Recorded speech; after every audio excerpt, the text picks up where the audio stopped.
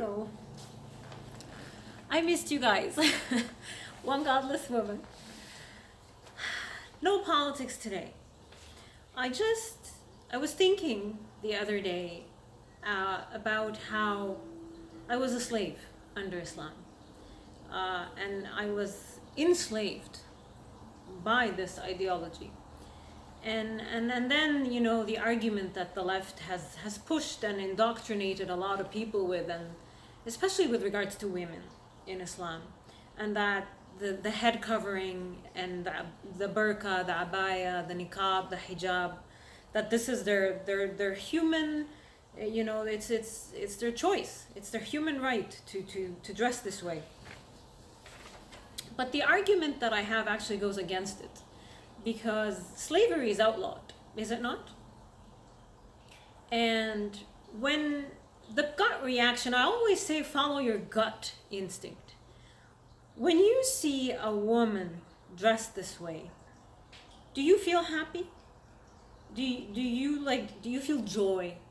Do you feel like this is the right choice for these people and that you must respect that this is their choice? Or do you feel awkward? And like for me, when I was once in a pharmacy and I come from this, right? And a full veiled burqa, every ninja, right? Sat next to me. And I decided to I usually get up and move. That's how I usually react, because I refuse to be around any of this. So I said, you know what, there's not another chair, let me just wait. Maybe they'll call my name. I got increasingly uncomfortable. And I don't think it was even 10 minutes before I got up and I had to move.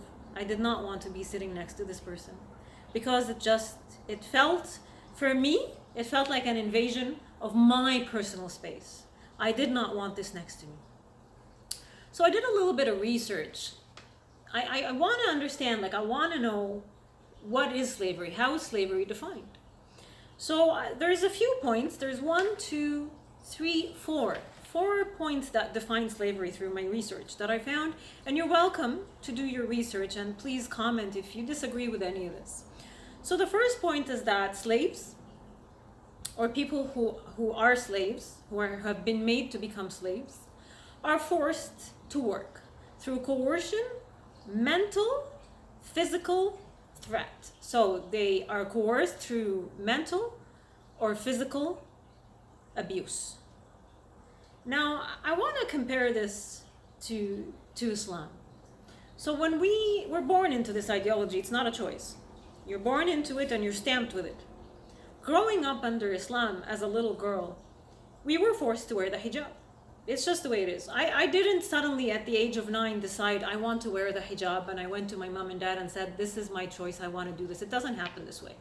What happens is you become indoctrinated in schools and by your family and your relatives and the culture and the society and everything around you. First of all, with threats of the ultimate supreme being very angry with you. And so that's mental control. Nobody wants a supreme being to be angry with them as a 9-year-old child. Who would want that? And you grow into this. It doesn't change, right? Because you've already been coerced as a little child to do this, to dress this way. So should you rebel as you age, the physical harm and the abuse begins, right? So there was a case in Saudi Arabia, I think it was 2002, maybe 2003. You're welcome to look it up, in Mecca. There was a school, it was an all-female school that there was a fire. Fire started in the school. And the teachers and the little girls were trying to get out of the school very quickly. But where I come from in Saudi, usually, actually not usually, almost always, the religious police are parked outside of the female school. They don't park outside the boys' school, they park outside the only female school. Don't know why. And they harass all the girls to cover up and blah, blah, blah. So the girls started running out of the school without being covered. They were scared, so they didn't have their abayas or their hijabs.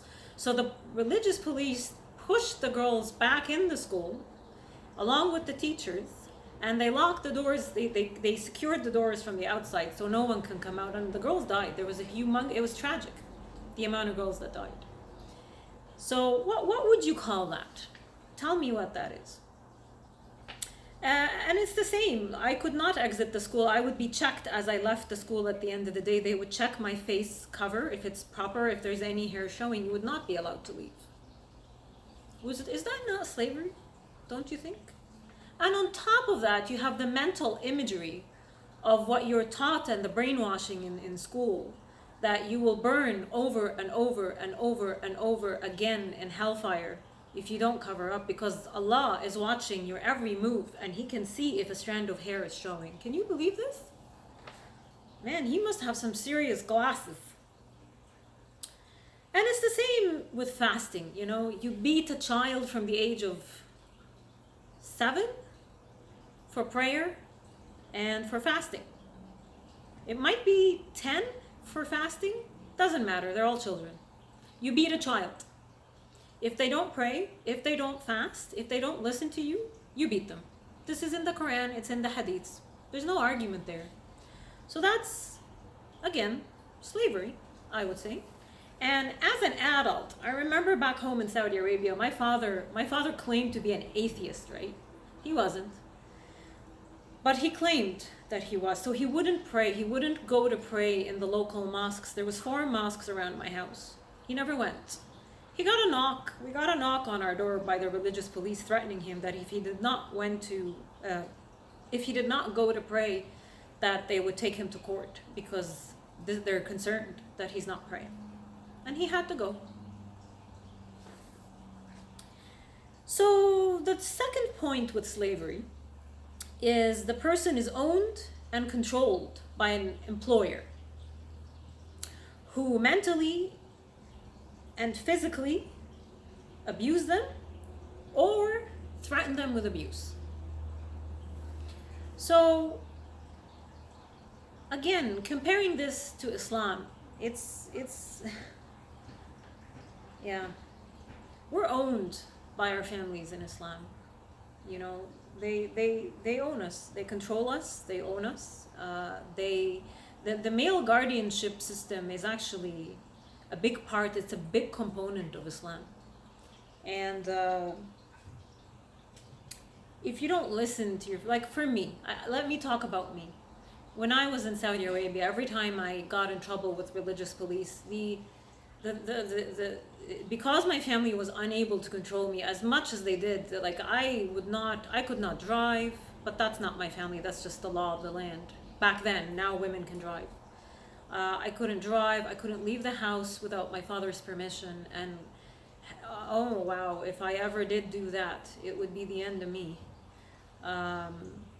You know, when I started to get in trouble for whatever reason, and it's so easy to get in trouble with religious police, your existence is a problem for them.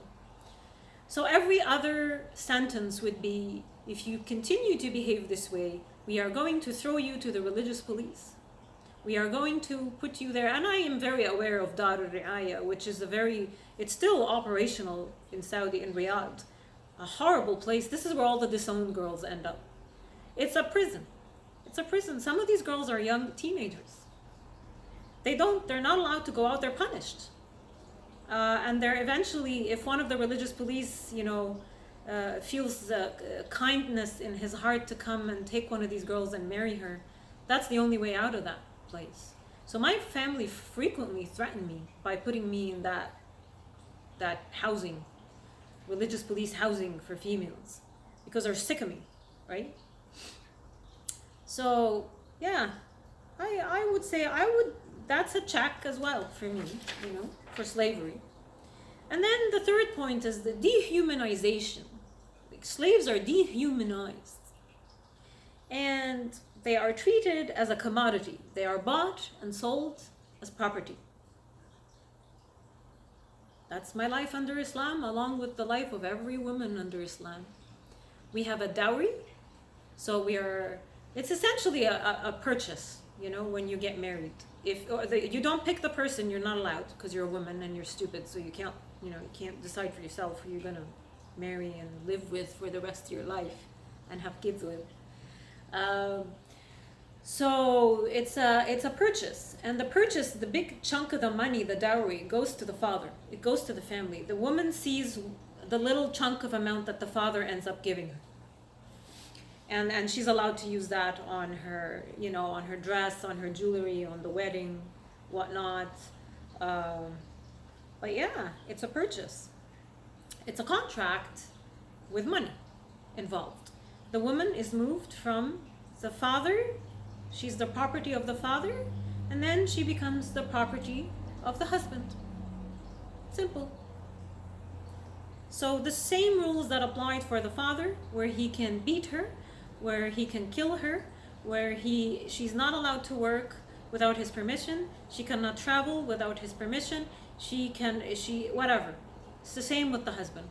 It just gets transferred to the husband. So I would check that as well. Yeah. And then the last point, which is the fourth one, is the physical restraint of slaves. Right? Like, you see the pictures of slavery with the chains around their neck, the chains around their ankles. So there's a restriction that is placed on movement, and the freedom of movement is a universal human right, by the way. And if you look at the most of Muslim majority countries, the freedom of movement is taken away from women. I could not even open the door of my house and go out in the street without being arrested. That is a crime where I come from. Including the fact that, now I know that women in Saudi have just started driving, but you need to understand, before this they were not allowed to drive, and this was a big problem. Not only were they not allowed to drive, when I was in Saudi Arabia, if you were found in a cab, in a taxi, on your own, you would be arrested if you didn't have a note from your male guardian allowing you to take a cab on your own. There was a case of a female princess who fell in love many years ago. I think it was the 60s or the 70s. I'll try to find her name for you. Maybe I'll even find the little video and link it. It's called The Death of a Princess. She was arrested in the airport. She wanted to leave because she was in love with this man, and the royal family would not allow her to get married. So she dressed up as a man and went to the airport to escape, and she was caught. She was executed. I think that was the only case in Saudi Arabia of a princess being killed for trying to move freely. And add to that, we talked about the male guardianship system. Yeah, but yet here we are in Canada with Islam descending upon us, and Islamophobia motions, and M103s, and women claiming that it's their right to wear a niqab. When you see a woman in a burqa or a niqab, do you feel like she has a freedom of movement? Can this woman run quick, or is running a problem? That's my little video, just some educational content. Because I know you guys a lot of people here did not grow up under Islam, and they were not exposed to it.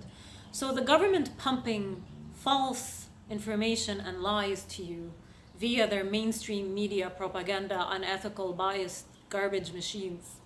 People believe this, what they're hearing, because they trust their government. It's the government. We elected these people. They must be good. So I lived under Islam, and I'm telling you that you're being lied to. Thanks, guys. Talk to you soon.